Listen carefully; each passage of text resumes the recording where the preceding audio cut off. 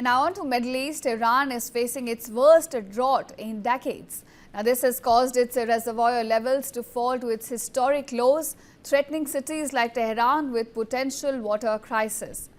Now this drought in fact is a result of drastic reduction in rainfall, with the precipitation in Tehran about 40% below its seasonal norms.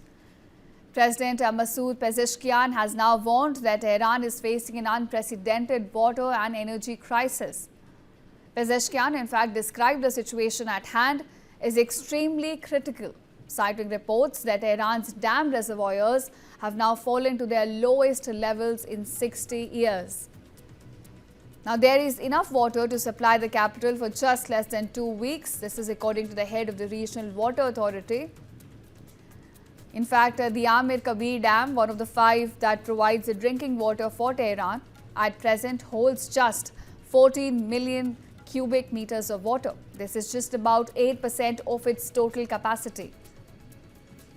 Now, officials say that in the east of Tehran, in fact, the Latayan Dam, one of the 5 reservoirs, is also only functioning at it's about 9% of its capacity. So clearly, the situation on the ground is grim at this point. And now on to Middle East, Iran is facing its worst drought in decades.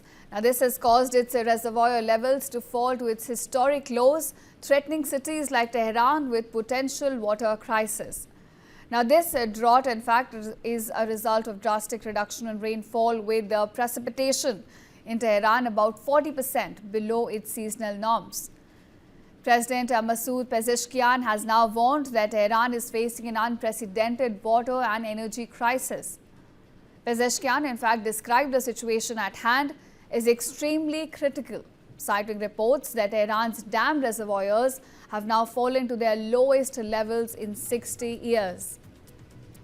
Now, there is enough water to supply the capital for just less than 2 weeks. This is according to the head of the Regional Water Authority.